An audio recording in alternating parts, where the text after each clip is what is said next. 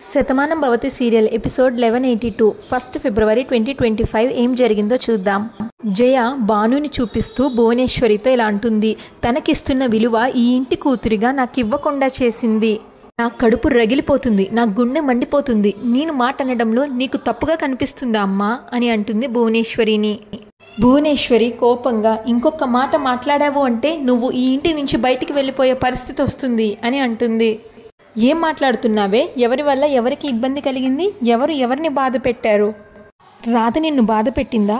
రాధ వల్ల నీకేమన్నా కష్టం వచ్చిందా? లేదే, కానీ నీ వల్ల రాధకి కొండంత నష్టం వచ్చింది. ఎవరో అడ్రస్ తెలియని అనామకుల్ని తీసుకొచ్చి వాళ్ళతో నాటకం ఆడించి రాధని వాళ్ళతో పంపించాలని చూశావు. ఆ వెధవ నీ కూతురు వంక తప్పుగా చూస్తే నువ్వు శత్రువుగా భావించిన ఈ రాధే నీ కూతురు మానాన్ని కాపాడింది. ఈ ఇంటి పిల్ల మానాన్ని కాపాడింది. ఈ ఇంటి గౌరవం, పరువు అల్లరిపాలు కాకుండా కాపాడింది. ఒక తల్లిగా నీకు ఆ ఆలోచన లేకుండా పోయింది. కానీ తన విషయంలో నువ్వు ఎలా ఆలోచించావు? కడుపున పిల్లల్ని కనగానే సరిపోదే, మమకారం ఏంటో తెలుసుకోవాలి. మనుషులతో ఎలా ప్రవర్తించాలో తెలుసుకోవాలి. ఎదుటి వారికి ఎలా విలువివ్వాలో తెలుసుకోవాలి. అది తెలియాలంటే సంస్కారం ఉండాలి. అప్పుడే ఆడదానికి అందం ఉంటుంది, అమ్మ అనే పిలుపుకి విలువ ఉంటుంది అని భువనేశ్వరి కోపంగా అంటుంది. అప్పుడు భాను అనవసరంగా నా గురించి మీరు గొడవ పడద్దు అని అంటుంది.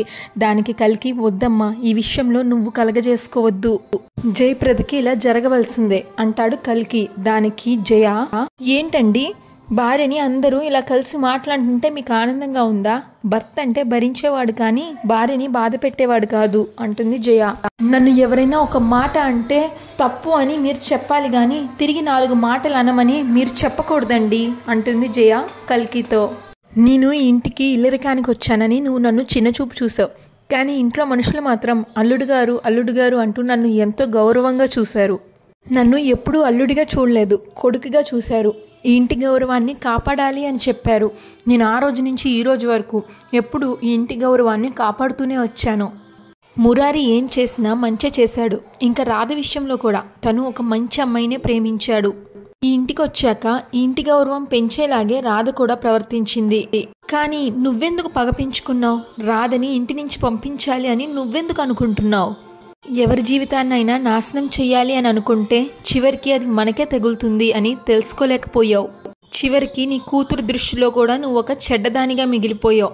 ఇంకా నీ తప్పు లేదు అని నువ్వు ఎలా చెప్తున్నావు అని కల్కి అంటాడు. అప్పుడు భువనేశ్వరి జయతో, విన్నావుగా, నిన్ను కట్టుకున్న వాడే నీ గురించి ఎలా మాట్లాడుతున్నారో, నువ్వేంటో నీ బుద్ధేంటో ఇక్కడున్న అందరికీ తెలిసింది. ఇంకా ఎవరిని ఏం మాయ చేయాలి అని ఆలోచిస్తున్నావు అని అంటుంది భువనేశ్వరి జయతో. ఇంకా మురారి ఇలా అంటాడు, చూడక్క, నువ్వు రాధ విషయంలో ఇప్పటికే చాలా పెద్ద తప్పు చేసావు. అయినా సరే నిన్ను ఏమీ అనద్దు అని నా రాధ నాకు చెప్పింది. కానీ ఇప్పుడు చెప్తున్నాను విను. తను నిండు గర్భవతి, డెలివరీకి దగ్గరగా ఉంది. నువ్వు తనని బాధ పెట్టే మాటలు మాట్లాడితే మాత్రం నేను మాత్రం చూస్తూ ఊరుకోను అని జయాకి వార్నింగ్ ఇస్తాడు కిట్టయ్య. అప్పుడు జయ, ఒరేయ్ తమ్ముడు, నీ రక్తం పంచుకు పుట్టిన అక్క కన్నా ఎవరితోనో జీవితాన్ని పంచుకున్న తను ఎక్కువ అయిపోయిందా అంటే మురారి ఇంకా చాలా ఆపక్క అంటాడు. ఇంతకు మించి ఒక్క మాట మాట్లాడినా నీకు మర్యాదగా ఉండదు. రాధ తప్పు చేయదని నాకు తెలుసు. తనకేం జరిగిందో తనకే తెలియని పరిస్థితుల్లో ఉంది. అవన్నీ తెలిసేంత వరకు నిందలు వేస్తే మాత్రం ఊరుకునేది లేదు అంటాడు మురారి జయతో. ఇప్పుడు జయ, అంటే ఏంటిరా, ఎవరితోనో జీవితాన్ని పంచుకొని వాళ్ళ రూపాన్ని తన కడుపులో మోస్తున్న ప్రతిరూపాన్ని తన కడుపులో మోస్తుంటే ఆ బిడ్డకి నువ్వు తండ్రిగా మారతావా? తన మెడలో 3 ముళ్ళు వేస్తావా అని అడుగుతుంది జయ మురారిని. ఆ పుట్టినోడిని నీ రక్తమని పెంచుకుంటావా? ఈ ఇంటి పేరుని, ఈ ఆస్తిని ఆ అడ్రస్ లేని అనామకుడికి ఇస్తావా అని అడుగుతుంది జయ. మురారి, చాలక్క, చెప్పాను కదా, రాధ విషయంలో తప్పుగా మాట్లాడితే ఊరుకునేది లేదు అని అంటాడు జయాని. నువ్వు ఈ ఇంటి ఆడపిల్లవి, నీకు కావలసిన గౌరవం ఈ ఇంట్లో దక్కుతుంది. కానీ రాధ నా మనిషి, తనే నా జీవితం, తనే నా ఊపిరిగా బతుకుతున్నాను. తను నేను వేరు అని ఎప్పుడూ అనుకోలేదు. తన కడుపులో పెరుగుతున్న బిడ్డకి ఖచ్చితంగా నేను తండ్రిగా ఉంటాను. అందులో ఎలాంటి మార్పు లేదు అంటాడు మురారి. రాధ ఇక్కడే నాతోటే ఉంటుంది. తన జోలికొచ్చినా తనని ఇంకొక మాట అన్నా ఊరుకునే ప్రసక్తే లేదు అని మురారి వార్నింగ్ ఇస్తాడు జయాకి. ఇంతవరకు తన మీద నువ్వు కక్కిన విషయం చాలు, ఇంకొక మాట మాట్లాడినా మర్యాదగా ఉండదు అని మురారి అంటాడు. అప్పుడు భువనేశ్వరి, ఈ విషయంలో నేను నా కొడుకునే సపోర్ట్ చేస్తాను, వాడేమీ తప్పుగా మాట్లాడలేదు. ఒక ఆడపిల్లకి ఎంత విలువ ఇవ్వాలో అంత విలువిచ్చాడు. నీ విలువని నువ్వు తగ్గించుకుంటే నేను చేయగలిగిందేమీ లేదు అని చెప్తుంది భువనేశ్వరి జయకి. జయ ఇంక చేసేదేమీ లేక ఛా అని అక్కడి నుంచి వెళ్ళిపోతుంది కోపంగా. భువనేశ్వరి భానుతో తప్పుగా అనుకోకమ్మా అని అంటే పర్వాలేదండి అంటుంది భాను. మురారి సారీ రాధా అని చెప్తే భాను తల ఊపుతుంది. ఇంకా నీలిమ వాళ్ళ పెద్దమ్మ స్నేహ వాళ్ళ ఇంటికి తిరిగి వస్తారు ఆటోలో. ఇంటికి వచ్చేసరికి ఇంటి దగ్గర వాళ్ళ అప్పులు వాళ్ళు ఉంటారు. వాళ్ళు దిగంగానే వచ్చారా పారిపోతారేమో అనుకున్నాం అని అంటే దానికి నీలిమ వాళ్ళ పెద్దమ్మ అదేంటండి మేమెందుకు పారిపోతాం అని అంటుంది. దానికి వాళ్ళు ఇన్ని రోజులు చేసిందేంటి, ఇంటికేమో తాళమేస్తుంది, ఫోన్ చేస్తేనేమో బయట ఉన్నామంటున్నారు, దీనికి అర్థం ఏంటి, పారిపోవడం అనే అంటారు అని అంటారు. అప్పుడు స్నేహ మాటలు మర్యాదగా రానివ్వండి, అందరూ చూస్తున్నారు, మీరు ఇలా అరవడం కరెక్ట్ కాదు అని అంటుంది.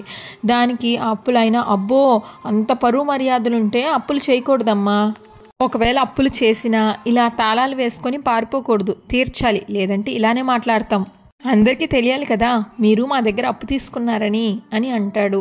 దానికి నీలిమ పెద్దమ్మ ఏడుస్తూ మీకు దండం పెడతానండి, దయచేసి గట్టిగా అరిచి ఇక్కడ మా పరువు తీయకండి, మీ అప్పు తీర్చకుండా మేమిద్దరం ఎక్కడికి పారిపోమండి, తల తాకట్టు పెట్టైనా సరే మీ డబ్బులు మీకు తిరిగిచ్చేస్తాను అని అంటుంది. ఇప్పుడు వాళ్ళు చాలేమ్మా సినిమా కబుర్లు చెప్పమాకు, తల తాకట్టు పెట్టుకోవడానికి ఇదేమి బంగారం తల కాదు, దేనికి పనికిరాని తల, పైగా అప్పులున్న తల, దాన్ని ఎవరు తాకట్టు పెట్టుకుంటారు. దానికి స్నేహ ఎందుకండి అన్ని మాటలు అంటారు, నేను ఉద్యోగం చేస్తున్నాను, ఎట్లాగొట్లా మీ అప్పు తీరుస్తాను అని అంటుంది. అప్పుడు వాళ్ళు నువ్వు ఉద్యోగం చేస్తే వచ్చిన డబ్బులు మీరు తినడానికి బతకడానికే సరిపోతుంది, అప్పులు చేసిన మీరు 3 పూట్ల బాగానే తింటున్నారు, బాగానే ఉంటున్నారు, కానీ మీకు ఇచ్చిన అప్పుని రాబట్టుకోలేక పాపానికి బ్యాంకులో నేను తిట్లు తింటున్నాను, మీరు ఎక్కడ దొరుకుతారో అని రోడ్డు మీద పడి తిరుగుతున్నాం, అందుకని మీ అప్పులు తీర్చుకోవాలంటే చేయవలసింది ఉద్యోగం కాదు మీ అమ్మాయితో ఇంకో పని అని అంటారు వాళ్ళు. అప్పుడు నీలిమ పెద్దమ్మ కోపంగా చూడండి మీరు మాట్లాడుతుంది ఒక ఆడపిల్లతో, అది మర్చిపోకండి, నోరు జారితే మర్యాదగా ఉండదు అని అంటుంది. దానికైనా అబ్బో మేడం గారికి కోపం వచ్చింది, నీకు అంత మర్యాదే ఉంటే ముందు మా లోన్ డబ్బులు కట్టు, వడ్డీ కూడా కట్టకుండా ఇంటికి తాళం వేసుకొని రోడ్ల మీద పడి తిరుగుతున్నది మీరు. అప్పుడు ఒకైనా పౌరుషం ఉన్న వాళ్ళైతే అప్పులు చేయకూడదు, అప్పులు చేసిన తర్వాత తీర్చకపోతే ఎవరైనా సరే ఇలాగే మాట్లాడతారు, తీర్చే మార్గాన్ని చెప్దామనుకుంటే మాకే మర్యాదలు నేర్పుతున్నావు కదా, మర్యాదగా డబ్బులు కట్టండి, లేకపోతే ఈరోజు పరిస్థితి ఇంకోలాగా ఉంటుంది అని బెదిరిస్తారు. ఈలోగా నీలిమ అక్కడికి కారులో వస్తుంది. కార్తిక్ కూడా వస్తాడు. అప్పుడు ఒక ఆయన అబ్బో మీరు ఆటోలో వస్తే మీకు అప్పులు ఇచ్చిన వాళ్ళు కారులో వచ్చారు, వాళ్ళకు కూడా బాకీ ఉన్నారా, ఎంత ఇవ్వాలి అని అడుగుతారు.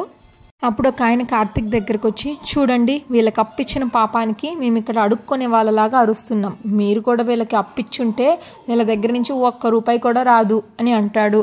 అది విన్న కార్తిక్ ఆయన్ని కొడతాడు. దానికి ఎవరు నువ్వు నన్నెందుకు కొట్టావు అని అంటే కార్తిక్ నువ్వు అప్పేమీ ఊరికే ఇవ్వలేదు, వడ్డీ తీసుకుంటున్నావు, ఏదో ఒక రోజు వాళ్ళు నీకు ఇవ్వాల్సిన డబ్బులు మొత్తం ఇచ్చేస్తారు, కానీ నువ్వు వాళ్ళని నడి రోడ్డు మీద నిలబెట్టి నానా మాటలు మాట్లాడుతున్నావు, వాళ్ళు నీ అప్పు మొత్తం తిరిగిచ్చాక నువ్వు నీ మాటని వెనక్కి తీసుకోగలవా, వాళ్ళ పోయిన పరువుని తిరిగి తీసుకొని రాగలవా, ఎదుటి వారితో మాట్లాడేటప్పుడు సంస్కారంతో మాట్లాడాలి, అక్కడున్నది నీ తల్లో చెల్లో అయితే నువ్వు ఇలాగే మాట్లాడతావా.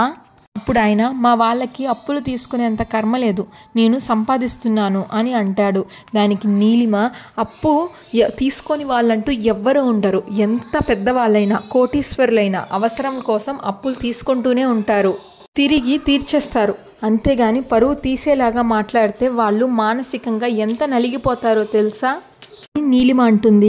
ఇంకా కార్తిక్ స్నేహతో ఎంత ఇవ్వాలి అని అడుగుతాడు. దానికి స్నేహ నా చదువు కోసం బ్యాంకులో లోన్ తీసుకున్నాను, ఇంట్రెస్ట్తో కలిపి 5 లక్షలైంది. అప్పుడు ఆయన వడ్డీకి వచ్చిన ఆయన విన్నారుగా 5 లక్షలు, 500 కూడా తీర్చలేరు కానీ 5 లక్షలు అప్పు చేశారు, మీరు ఇంత పౌరుషంగా మాట్లాడారు కదా మీరు తీరుస్తారు అప్పు అని అడుగుతాడు ఆ వడ్డీ వసూలు చేయడానికి వచ్చిన ఆయన. దానికి కార్తిక్ ఇంకొక మాట మాట్లాడినా నిన్ను కొట్టి హాస్పిటల్లో చేర్పించి ఆ బిల్లు కూడా నేను కడతాను, వాళ్ళు ఇవ్వాల్సిన డబ్బులు మొత్తం నేను కడతాను, నువ్వు ఇంకా ఒక్క మాట కూడా మాట్లాడకుండా ఇక్కడి నుంచి వెళ్ళు అని అంటాడు కార్తిక్. ఇప్పుడు ఇంకొక ఆయన బాగుందండి వచ్చింది బ్యాంకు వాళ్ళు కాబట్టి మీరు కట్టేస్తాను అని అన్నారు, మరి నా దగ్గరేమో 2 లక్షలు తీసుకున్నారు, మరి దానికి గ్యారంటీ ఏంటి అని అడుగుతాడు. అప్పుడు నీలిమ మీరేమీ భయపడక్కర్లేదు, ఆ డబ్బులు కూడా మేమే కడతాం అని చెప్తుంది. ఇంకా వెనకాల ఉన్న వాళ్ళు కూడా మా దగ్గర కూడా అప్పు తీసుకున్నారండి, మరి ఆ డబ్బులు ఎవరు కడతారు అని అంటారు. అప్పుడు కార్తిక్ చెప్పాను కదా, మీ అందరి దగ్గర ఎవరెవరి దగ్గర ఎంతెంత తీసుకున్నారో అది నాకు చెప్పండి, ఆ డబ్బులన్నీ నేను కట్టేస్తాను అని అంటాడు. మొత్తం అంతా కలిపి ఎంత ఉంటుంది, మహా అయితే ఒక 10 లక్షల దాకా ఉంటుందా అని కార్తిక్ అంటాడు. దానికి నీలిమ వాళ్ళ పెద్దమ్మ లేదు బాబు, మొత్తం అంతా కలిపి 13 లక్షలు ఉన్నాయి అని అంటుంది. ఆదాయం లేని బతకాలి అంటే ఇలా అప్పు చేయాలి, తిరిగి తీర్చలేని పరిస్థితుల్లో ఇలాంటి మాటలు పడాలి. మీకెందుకు బాబు, నేను వీళ్ళకి ఏదో ఒక విధంగా సర్ది చెప్పుకుంటాను, దయచేసి మీరు వెళ్ళండి బాబు వెళ్ళండి అంటూ వాళ్ళ పెద్దమ్మ ఏడుస్తుంది. ఇప్పుడు నీలిమ పెద్దమ్మ మిమ్మల్ని వదిలి వెళ్ళిపోవడానికి కాదు, ఆ ఇంటికి మిమ్మల్ని తీసుకెళ్ళింది, మీరు నా వాళ్ళు అని గుర్తించి ప్రేమతో వచ్చాను. అప్పుడు స్నేహ ఇక్కడ ఇలాంటి విషయం జరుగుతుందని నీకెలా తెలుసు, మీ ఇద్దరు ఎలా వచ్చారు అని నీలిమని అడుగుతుంది. దానికి నీలిమ ఫోన్ వచ్చాక మీరు కంగారు పడుతూ వెళ్ళడం నేను చూశాను, ఎందుకు ఏంటి అని అడిగితే మీరు చెప్పరు అని నాకు అర్థమైంది, అందుకే కార్తిక్ని తీసుకుని ఫాలో అవుతూ వచ్చాను, మేము ఊహించిందే జరిగింది అని నీలిమ అంటుంది. ఇంకా కార్తిక్ రేపు మార్నింగ్ మీ అందరి డబ్బులు నేను ఇస్తాను, దయచేసి మీ అందరూ ఇక్కడి నుంచి వెళ్ళండి అని అంటాడు.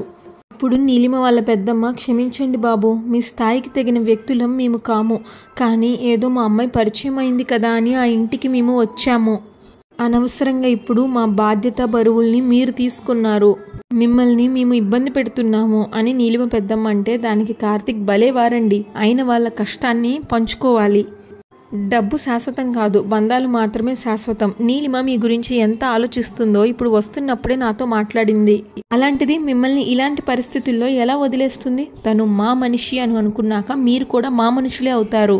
ఇప్పుడు నీలిమ చూడండి పెద్దమ్మ, మీకోసం మేమున్నాం, మీకు ఎలాంటి సమస్య రాదు, అందరం కలిసి ఆనందంగా ఉందాం. అప్పుడు స్నేహ ఇదంతా నా వల్లే జరిగింది నీలిమ, నేను చేసే ఉద్యోగానికి జీతం తక్కువ వస్తుంది, అది మేము బ్రతకడానికే సరిపోతుంది, చేసిన అప్పులకి వడ్డీలు పెరుగుతున్నాయి, కానీ అవి కట్టాలంటే చేతిలో డబ్బులు ఉండడం లేదు, వచ్చిన డబ్బులతో సగం సగం వడ్డీలు కట్టినా వడ్డీతో పాటు అసలు కూడా కలిపి తడిసి మోపుడవుతుంది, అదే నాకే ఒక మంచి ఉద్యోగం ఉంటే అసలు ఈ బాధలు పడాల్సిన అవసరమే లేదు అని అంటుంది స్నేహ. దానికి కార్తిక్ ఇంకా నువ్వు బాధపడాల్సిన అవసరం ఏమీ లేదు, మా ఆఫీస్లోనే నీకు ఒక మంచి ఉద్యోగం ఇస్తాను, మా మీద ఆధారపడ్డారు అన్న బాధ కూడా మీకుండదు, హ్యాపీగా ఉండండి, కానీ ఇక్కడ వద్దు మా ఇంటికి వెళ్దాం పదండి అని అంటాడు కార్తిక్. దానికి నీలిమ వాళ్ళ పెద్దమ్మ వద్దు బాబు, మా పరిస్థితి ఏంటో మీరు ఇక్కడ చూశారు, మీ స్థాయి ఏంటో మేము అక్కడికి వచ్చి చూసాము, మాలాంటి వాళ్ళం అలాంటి పెద్ద ఇంట్లో ఉండే అర్హత మాకుండదు అని అంటుంది నీలిమ పెద్దమ్మ. దయచేసి మమ్మల్ని ఇబ్బంది పెట్టకండి, ఇప్పుడు ఈ పరిస్థితి తలుచుకున్నాక మేము అక్కడ తలెత్తుకొని ఉండలేము, వాళ్ళ మధ్య కలివిడిగా మెలగలేము. అప్పుడు నీలిమ ఏంటి పెద్దమ్మ ఇక్కడ జరిగింది మొత్తం మేము అక్కడ చెప్తాము అని మీరు అనుకుంటున్నారా, మేమేమీ చెప్పము, మీరు ఇంటికి వెళ్ళారు మేము మళ్ళీ తీసుకొచ్చాము అని చెప్తాం అంతే, ఇక్కడ విషయం అక్కడ మేమేమి చెప్పం, మీరేమీ ఇబ్బంది పడద్దు అని అంటుంది నీలిమ వాళ్ళ పెద్దమ్మతో. కార్తిక్ నీలిమ ఒక మాట చెప్పాక దాన్ని కాదని నేను ఎలా అంటానండి, తన మాటకి మేమంతా విలువిస్తాం, నేను కూడా ఏ విషయమో అక్కడ చెప్పను, అయినా మా ఇంట్లో వాళ్ళు పేదరికాన్ని అవమానించే రకం కాదు, తమకి మనసులు మాత్రమే కావాలి, అలా ఒక వ్యక్తి మాకు నేర్పించింది, మీరేమీ బాధపడక్కర్లేదు పదండి వెళ్దాం, నీలిమ తీసుకురా అని అంటాడు కార్తిక్. ఇంకా నీలిమ తీసుకెళ్తుంది ఊర్మిళ వాళ్ళ ఇంటికి. మరో పక్కన అజయ్ ఆలోచిస్తూ ఉంటాడు. అప్పుడు వాళ్ళ ఫ్రెండ్స్ వచ్చి ఇంకా ఎప్పటికీ మారవేంట్రా, నువ్వేమీ చేయలేవని తెలిసినా ఎందుకురా ఈ వృధా ప్రయాస, వాళ్ళు నువ్వు మారావు అని అనుకుంటున్నారు, నువ్వు అలాగుండడమే మంచిది, లేదంటే వాళ్ళు నీ బ్రతికే మార్చేస్తారు, నీ తలరాతే మారిపోతుంది, జీవితాంతం జైల్లో ఉండేలా చేస్తారు, అప్పుడు నువ్వు మారావన్నా ఎవ్వరూ నమ్మరు, నిన్ను క్రిమినల్ లాగానే చూస్తారు అని వాళ్ళ ఫ్రెండ్స్ అంటారు అజయ్తో. దానికి అజయ్ అదేరా నేను ఆలోచిస్తున్నాను, ఒకప్పుడు నేను క్రిమినల్లే ఇప్పుడు మారాను, అయినా కూడా క్రిమినల్గానే చూస్తారు అని అందరూ అంటున్నారు, కానీ నీలిమ కూడా క్రిమినల్నే కదా, మరి దాన్ని ఎందుకు అందరూ మంచిగా చూస్తున్నారు, నేను చెప్పిన మాట ఎవ్వరూ ఎందుకు నమ్మడం లేదు, ఎవరు నన్ను నమ్మినా నమ్మకపోయినా ఆ పార్థు మాత్రం నన్ను నమ్ముతా అని అన్నాడు కదా అని అజయ్ అంటే వాళ్ళ ఫ్రెండ్ మరి దానికి సాక్ష్యం కావాలి అని అన్నాడు కదా, అతనికి ఏం సమాధానం చెప్తావు, లేని సాక్ష్యాన్ని సృష్టించలేవు, నీ మాటని వాళ్ళు సాక్ష్యంగా ఒప్పుకోరు, అందుకే చెప్తున్నాంరా విలువ లేని చోట మాట్లాడకూడదు, నమ్మకం లేని చోట నమ్మించాలి అని ప్రయత్నించకూడదు. అప్పుడు అజయ్, నువ్వు చెప్పింది నిజమేరా, చాలా విలువైన మాట చెప్పావు. నమ్మించాలి అంటే సాక్ష్యం కావాలి, అదే అనుమానం కలిగించాలి అంటే ఏ సాక్ష్యము అక్కర్లేదు. ఏ పార్దు అయితే నన్ను సాక్ష్యం అడిగాడో ఆ పార్దునే నీలిమని అనుమానించేలాగా నేను చేస్తాను. అజయ్ నీలిమకు ఫోన్ చేస్తాడు. అప్పుడు నీలిమ కంగారుగా, ఏంటి అజయ్ మళ్ళీ ఎందుకు ఫోన్ చేశావు అని అడుగుతుంది. దానికి అజయ్, ఏంటి నీలిమ, అంతమంది పెద్ద పెద్ద వాళ్ళనందరినీ నువ్వు నమ్మిస్తున్నావు, వాళ్ళందరూ నీ మాట నమ్ముతున్నారు, మరి నా మాట ఏమో ఎవ్వరూ నమ్మడం లేదు. నా ఫోన్ వస్తే మాత్రం నువ్వు గజగజ వణికిపోతున్నావు. దానికి నీలిమ, అజయ్ నేను మారాను అంటే నువ్వు నమ్మడం లేదు కదా, నువ్వు ఎప్పుడు ఏం చేస్తావు అని నాకు భయంగానే ఉంటుంది కదా. ఒకప్పుడు జరిగిపోయిన దాని గురించి ఇప్పుడు నువ్వు నన్ను హింస పెడుతున్నావు, నేను కన్నీళ్లు పెట్టుకున్నా సరే నువ్వు కరగడం లేదు. అజయ్ నటించకు నీలిమ, నువ్వు ఎంత గొప్పగా నటించినా ఎంత బాధగా నటించినా నేను మాత్రం నీ విషయంలో కరుగుతాను అని మాత్రం అనుకోకు. ఏ సాక్ష్యాలు లేవు కదా, వాళ్ళు వీడి మాటలు నమ్మరు కదా అని నువ్వు భయాన్ని నటిస్తూ ధైర్యంగానే బతుకుతున్నావు. కానీ నీ బ్రతుకుని బయటపెట్టే సాక్ష్యం నాకు దొరికింది అని అజయ్ అంటాడు. దానికి నీలిమ కంగారుగా, ఏంటి అజయ్ ఏం మాట్లాడుతున్నావు, ఏం సాక్ష్యం అని అడుగుతుంది. దానికి అజయ్, మనం చేసిన పాపాలే మనల్ని వెంటాడతాయి నీలిమ, అది కొన్నాళ్ళు దూరంగా ఉన్నా పాపం మాత్రం దూరం అయిపోదు. నువ్వు మీ మావయ్యకి ఆరోగ్యం బాగోనట్లుగా నాటకమాడి హాస్పిటల్లో చేర్పించి మీ మావయ్య చనిపోయినట్టుగా ఫేక్ డెత్ సర్టిఫికెట్లు క్రియేట్ చేసి మావయ్యని తెలివిగా జైలు నుంచి విడిపించుకున్నావు. కానీ ఆ సహాయం చేసిన డాక్టర్ని మాత్రం వదిలేశావు. కానీ ఆ డాక్టర్ నన్ను కలిశాడు. నేను ఆ డాక్టర్ని నిలదీశాను, నీలిమ లాంటి దుర్మార్గురాల్ని ఎందుకు వదిలేసావని అడిగాను. దాంతో డాక్టర్ మారాడు. ఈరోజు రాత్రి గండిపేట దగ్గర నన్ను కలుస్తా అన్నాడు. మొత్తం అన్ని విషయాలు నాతో చెప్తాడు. అది మొత్తం నేను రికార్డ్ చేస్తాను, ఆ రికార్డ్ చేసింది తీసుకొచ్చి మీ వాళ్ళకి చూపిస్తాను అని అజయ్ అనగానే నీలిమ చాలా కంగారు పడిపోతుంది. అంతటితో ఎపిసోడ్ పూర్తయిపోతుంది. ఇంకా నెక్స్ట్ ఎపిసోడ్ ప్రోమోలో అజయ్ పార్దుకి ఫోన్ చేస్తాడు. అజయ్ ఇలా అంటాడు, మీరు సాక్ష్యం అడిగారు కదా, ఆ సాక్ష్యం ఇప్పుడు దొరికింది అని అంటే పార్దు, మారిపోయానంటున్నావు కానీ మళ్ళీ ఇంతకు ముందులానే మాట్లాడుతున్నావు అని అంటే దానికి అజయ్, మీరెంతగానో ప్రేమించి మీ చెల్లి మీద ఒట్టేసి చెప్తున్నాను సార్. నీలిమ ఈరోజు రాత్రి ఒక డాక్టర్తో మాట్లాడడానికి గండిపేట ప్రాంతానికి వెళ్తుంది. పార్దు చాటుగా వచ్చి చూస్తాడు. ఈ రాత్రి వేళ ఈ ప్రాంతంలో నీలిమ ఎవరి కోసం వెతుకుతుంది, అజయ్ చెప్పింది నిజమే అనమాట, నీలిమ ఏదో చేయబోతుంది అని అనుకుంటాడు. Thanks for watching. Please subscribe to our channel.